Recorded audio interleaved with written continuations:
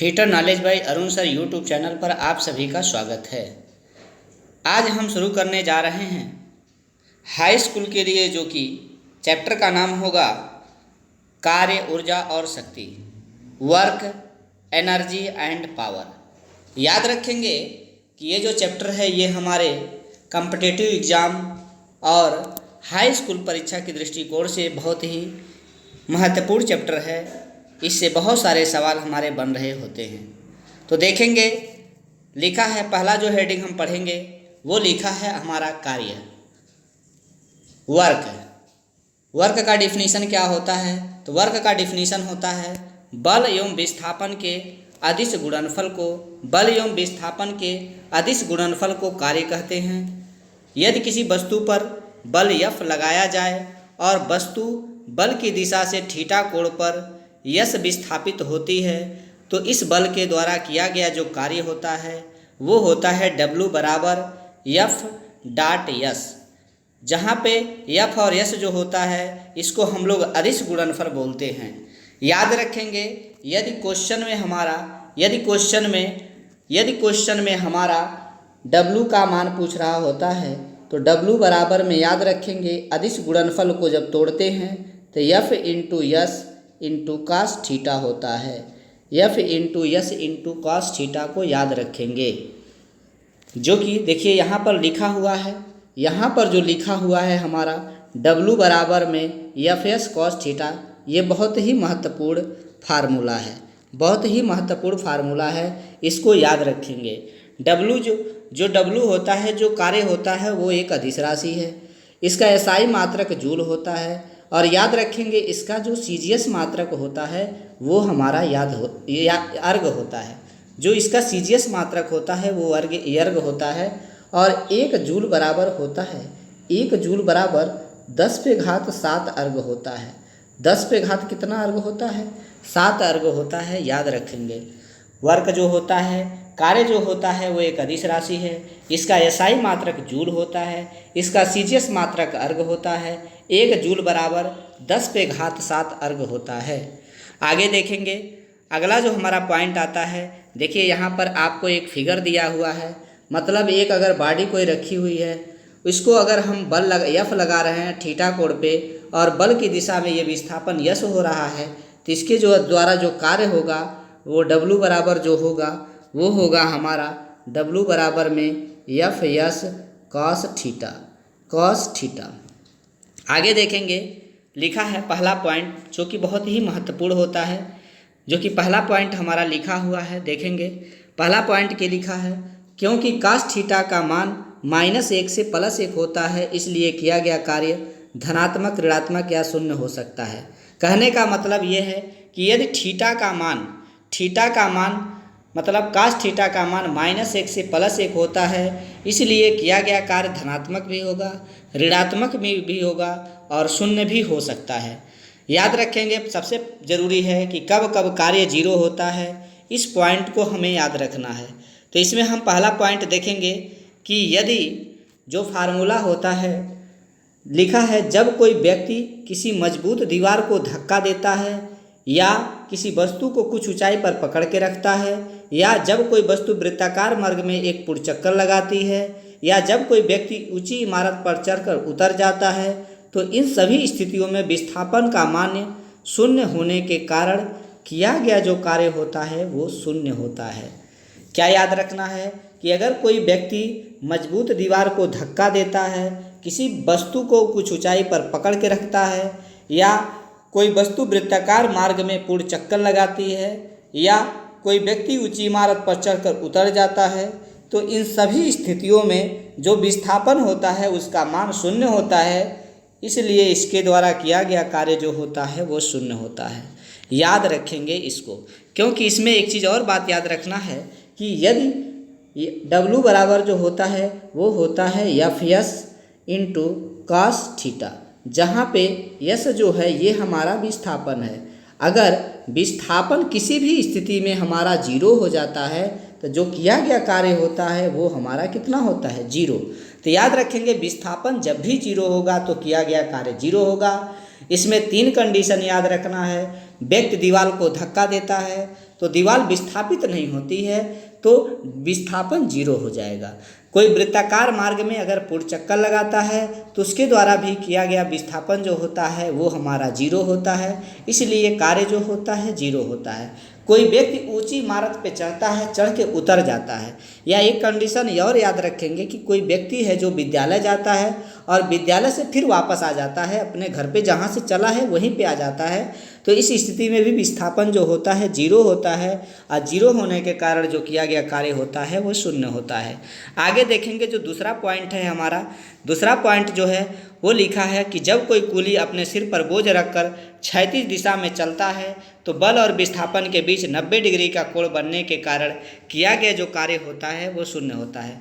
मतलब जब कोई कूली अपने सिर पर बोझ रख करके क्षैतिज दिशा में चल रहा होता है तो बल और विस्थापन के बीच का कोण 90 डिग्री होता है, और काश 90 डिग्री का मान हम लोग जानते हैं। काश 90 डिग्री का मान कितना होता है, तो काश 90 डिग्री का मान हमारा कितना होता है, 0 होता है। तो इस स्थिति में किया गया कार्य जो W होता है वो भी हमारा क्या हो जाएगा, 0। अगला देखेंगे वृत्तीय गति में अभिकेंद्री बल, जिसको हम लोग सेंट्रीपिटल फोर्स, और विस्थापन के बीच 90 डिग्री का कोण होता है, इसलिए वृत्तीय गति में अभिकेंद्री बल के द्वारा किया गया कार्य कितना होता है, तो किया गया कार्य जो होता है वो हमारा 0 होता है। मतलब कहने का मतलब यह है कि अगर कोई वस्तु वृत्ताकार मार्ग में चक्कर लगा रही है, जैसे इस क्वेश्चन में देखिए, ये जो आपका कोई व्यक्ति है जो मार्ग में चक्कर लगा रहा है, तो इसके विस्थापन और जो बल अंदर के तरफ काम कर रहा है जिसको हम लोग अभिकेंद्री बल कहते हैं, तो इसके बीच में जो कोण बन रहा होता है वो 90 डिग्री का बन रहा होता है।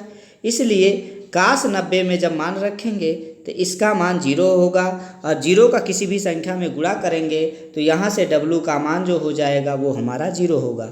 यहाँ पर देखिए एक कूली बनाया गया है, ये कूली जो है ये अपने सर पे बोझ रखा हुआ है, तो ये जो बोझ है mg जो होता है नीचे की तरफ काम करता है, जो कि हमारा विस्थापन के साथ इस दिशा में अगर वो विस्थापन कर रहा है, क्षैतिज चल रहा है, तो ये जो कोण बनता है वो 90 डिग्री का। इस स्थिति में भी काश 90 का मान 0, जिसके कारण किया गया कार्य जो होता है वो 0 होता है।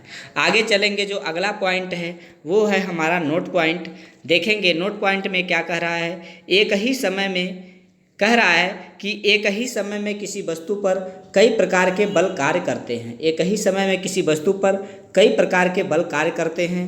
जिस बल के द्वारा किया गया कार्य ज्ञात करना हो उसे उस बल का विस्थापन के साथ कोण लेना चाहिए। कहने का मतलब ये है, अगर कोई आपको कार्य ज्ञात करना है तो हमेशा उसके बल के साथ विस्थापन के साथ उसका कोण लेना ज़रूरी होता है। इसको हम लोग एक क्वेश्चन के माध्यम से समझ रहे होंगे। क्वेश्चन क्या कह रहा है कि 5 केजी की एक वस्तु है। याद रखिएगा, इसका 5 केजी का एक वस्तु 0.2 घर्षण गुणांक वाले सतह पर 200 न्यूटन का बल लगाने से 8 मीटर सरकती है। घर्षण बल, देखिए पूछा है हमसे कि घर्षण बल और भार के द्वारा किया गया कार्य ज्ञात करना है। मतलब इसमें हमें 2 प्रकार के बलों के द्वारा किया गया कार्य ज्ञात करना है। जी का मान हमारा दिया है 10 मीटर पर सेकेंड स्क्वायर। फिगर में देखेंगे, ये जो फिगर बना हुआ है, फिगर में देखिए हमें 200 न्यूटन का बल जो है, हमने माना कि ये हमारा कोण जो है वो आपके थीटा कोण से लग रहा है 200 न्यूटन का बल। वस्तु जो है हमारी 8 मीटर इधर सरक रही है, 200 न्यूटन का बल इधर से लग रहा है। अब हम जो बल हमें ज्ञात करना है, एक हमें घर्षण बल के विरुद्ध कार्य ज्ञात करना है, एक हमें जो है भार के कारण ज्ञात करना है। तो देखिए इस बल के कारण अगर देखा जाए तो ये वाला जो कोण बनेगा ये कितना हो जाएगा, 180 डिग्री। कितना हो जाएगा, 180, क्योंकि विस्थापन के साथ कोण लेते हैं तो यहाँ से इसका जो विस्थापन होगा वो हमारा 180 होगा, और जो भार के द्वारा किया गया कार्य होगा उस स्थिति में हमें काश कितना लेना पड़ेगा, थीटा का मान तो 90 लेना पड़ेगा। चलिए देखेंगे, लिखा है घर्षण बल के द्वारा किया गया कार्य। घर्षण बल के द्वारा किया गया कार्य W बराबर F into S into cos theta, जो कि फार्मूला होता है। W बराबर क्या होता है, F गुणे S गुणे क्या होता है, कास थीटा होता है। यहाँ पर F का मान जो होता है ये हमारा mg होता है। क्या होता है हमारा, mg। लेकिन यहाँ पर घर्षण गुणांक भी है, क्योंकि F म्यू घर्षण गुणांक का, तो mu into mg into S into cos theta क्या होता है, mu into m g into S into cos theta. तो देखेंगे इस सवाल में mu into m g into S into cos theta, mu का मान दिया है 0.2, म्यू का मान 0.2, यम का मान 5 kg है, जी का मान 10 रख देंगे, यस का मान 8 दिया हुआ है, विस्थापन 8 मीटर सरक रही है, कास थीटा का मान 180 लेंगे। क्योंकि जो बल है ये वस्तु है, इस वस्तु को इस दिशा से खींच रहे हैं, विस्थापन इस दिशा में है, तो इस दिशा से अगर घर्षण बल हमेशा याद रखेंगे जिधर वस्तु सरक रही होती है उसके विपरीत दिशा में लगता है। इधर वस्तु अगर जा रही है तो घर्षण बल किधर लगेगा, इस साइड लगेगा। तो याद रखेंगे घर्षण बल ये जो है हमारा क्या है, तो ये हमारा घर्षण बल है। तो घर्षण बल चूंकि विस्थापन के साथ कितने डिग्री का कोण बना रहा है, 180 डिग्री, इसलिए थीटा का मान हमें कितना रखना है, 180 डिग्री रखना है। तो कास 180 डिग्री का जो मान होता है वो -1 होता है, और इसको जब हम गुणा करेंगे तो 5 का गुणा 2 से करेंगे 1 बन जाएगा, और 10 से गुणा करेंगे 10 हो जाएगा, 8 से गुणा करेंगे तो 80 हो जाएगा। यहाँ से हमें W का मान जो है वो माइनस में 80 जूल निकल करके आ जाएगा। याद रखेंगे एक कंडीशन कि घर्षण बल के द्वारा किया गया जो कार्य होता है वो हमेशा माइनस में होता है। जो कि अगला पॉइंट देखेंगे, लिखा है भार द्वारा किया गया कार्य W बराबर F into S into cos theta. तो यहाँ पर जो है F जो है भार है, F बराबर W बराबर में m g into S into cos theta. याद रखेंगे अगर कोई वस्तु है अगर कहीं पे रखी है तो इसका भार जो है वो क्या होगा, यम जी होगा। अगर मान लीजिए इसका विस्थापन इस दिशा में हो रहा है, 8 मीटर इधर जा रही है, तो ये जो कोण बनेगा वो कितने डिग्री का बनेगा, 90 डिग्री का। तो याद रखेंगे यम का मान 5 है, जी का मान कितना है, तो जी का मान है 9.81 या 10 ले लेंगे, यस का मान 8 ले लेंगे, यस का मान कितना ले लेंगे 8, कास 90 का मान कितना हो जाएगा 0, कितना हो जाएगा 0, क्योंकि कास 90 का मान 0 होता है। सबका गुणा कर देंगे, जब हमारे क्वेश्चन में 0 आ गया तो उसका मान कितना आएगा 0 जूल। तो इसका कहने का मतलब है भार द्वारा किया गया कार्य जो है वो 0 आ रहा है, और 0 बनाने वाला जो कारण है वो बाबू आपका जो है वो 90 डिग्री का कोण होता है। एक नोट पॉइंट लिखेंगे, नोट पॉइंट क्या है हमारा, बहुत ही महत्वपूर्ण है। याद रखेंगे इस बात को कि घर्षण बल के द्वारा जो किया गया कार्य होता है वो हमेशा ऋणात्मक होता है। घर्षण बल के द्वारा किया गया कार्य जो होता है वो हमेशा क्या होता है, ऋणात्मक होता है। अगला पॉइंट जो हम देखेंगे, अगला पॉइंट बहुत ही महत्वपूर्ण है। क्वेश्चन क्या, पॉइंट क्या है हमारा पॉइंट जो है वो ऊर्जा है। तो याद रखेंगे ऊर्जा का डिफिनीशन बहुत ही महत्वपूर्ण है, बहुत सारे एग्जामों में पूछ रहा होता है। कार्य करने की क्षमता को क्या कहते हैं, ऊर्जा कहते हैं। कार्य करने की क्षमता क्या कहलाती है, ऊर्जा कहलाती है। सभी प्रकार की ऊर्जाएं जो होती हैं वो अदिश राशि होती हैं, जिसका एसआई मात्रक जो होता है वो जूल होता है। किसी भी वस्तु में उपस्थित गतिज ऊर्जा, स्थितिज ऊर्जा का जो योग होता है उस वस्तु की यांत्रिक ऊर्जा या मैकेनिकल ऊर्जा कहलाती है। यहाँ पर हम ऊर्जा का परिभाषा देखें, ऊर्जा जो होता है वो अदिश राशि होता है, इसका एसआई मात्रक जूल होता है। किसी वस्तु में अगर जो ऊर्जा है, अगर स्थितिज ऊर्जा गतिज ऊर्जा को हम जोड़ देते हैं तो हमें मैकेनिकल ऊर्जा मिल जाती है। कहने का मतलब ये है अगर हम पोटेंशियल एनर्जी में काइनेटिक एनर्जी को जोड़ देंगे तो जो हमारा निकल के आएगा वो आएगा हमारा मैकेनिकल एनर्जी, जिसको हम लोग यांत्रिक ऊर्जा कह रहे होते हैं। मतलब कहने का मतलब ये है कि स्थितिज ऊर्जा प्लस में गतिज ऊर्जा बराबर में यांत्रिक ऊर्जा होता है। आगे हम देखेंगे ऊर्जा जो होती है हमारी 3 प्रकार की मुख्यतः होती है। पहला जो होता है हमारा गतिज ऊर्जा, जिसको हम लोग अंग्रेजी में काइनेटिक एनर्जी कह रहे होते हैं। पहला हमारा जो है वो है गतिज ऊर्जा, जिसको हम लोग अंग्रेजी में काइनेटिक एनर्जी कहते हैं।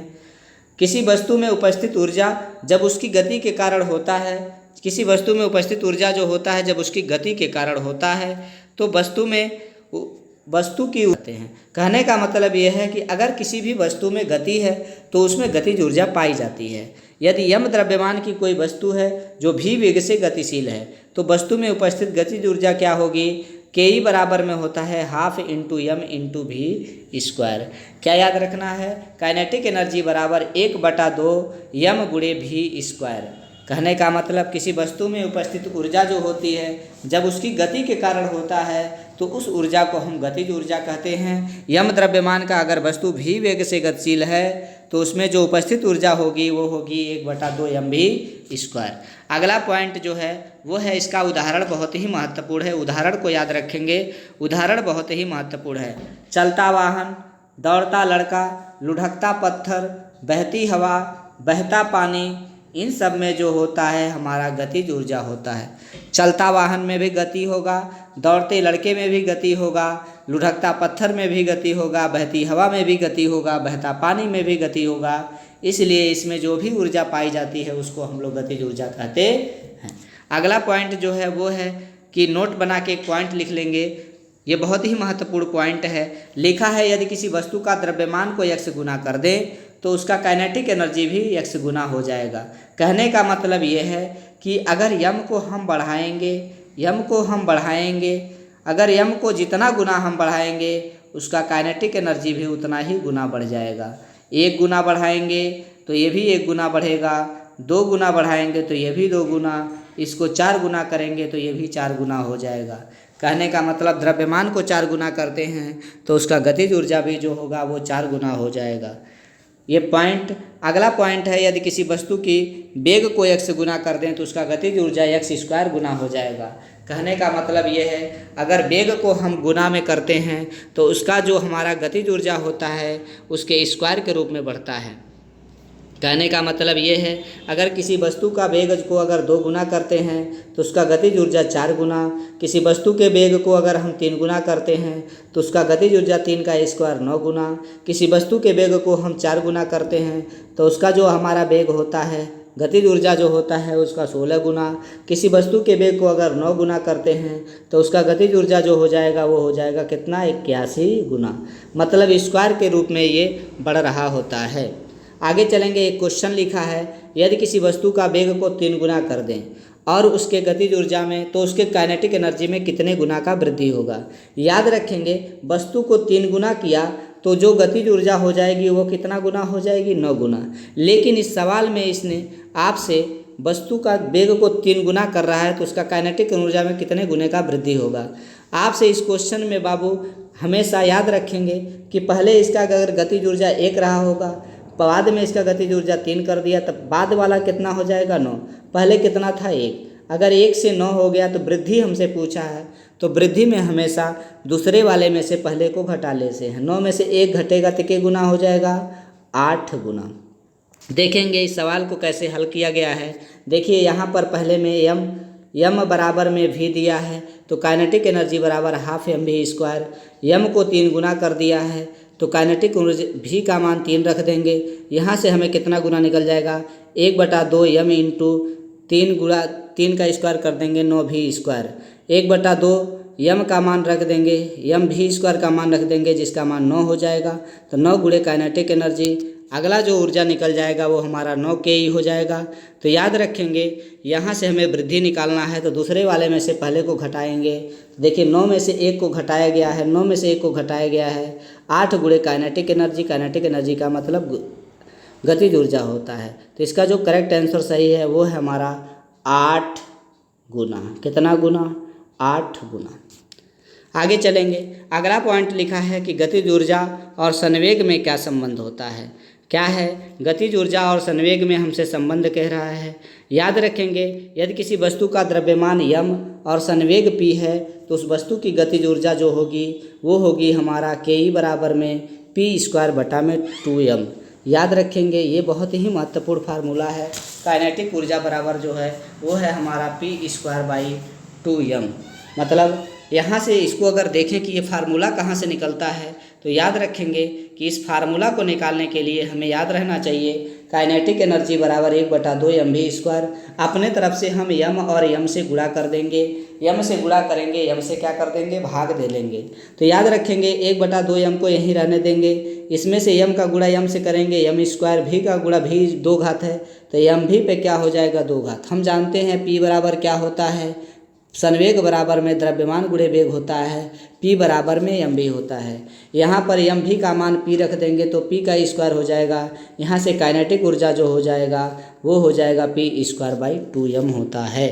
ये बहुत ही महत्वपूर्ण फार्मूला है सवाल को, न्यूमेरिकल को लगाने के लिए। याद रखेंगे इस पीडीएफ का जो लिंक होगा वो डिस्क्रिप्शन बॉक्स में मिल जाएगा, वहाँ से आप इसको डाउनलोड कर सकते हैं। आप इस वीडियो को ज़्यादा से ज़्यादा लोगों में शेयर करें, जिससे सभी बच्चे इसको क्या करें, स्टडी कर सकें, पढ़ सकें, क्योंकि ये हाई स्कूल के लिए और किसी भी कॉम्पिटिटिव एग्ज़ाम के लिए बहुत ही महत्वपूर्ण है। इससे सवाल बाबू हर परीक्षा में बन रहा होता है, इसीलिए ये बहुत ही महत्वपूर्ण चैप्टर है। आगे भी इसी तरीके से इसका वीडियो पढ़ता रहेगा। आप हमारे चैनल को ज़्यादा से ज़्यादा शेयर करें, और जो अभी तक इस चैनल को सब्सक्राइब नहीं किए हैं वो इस चैनल को सब्सक्राइब ज़रूर करें।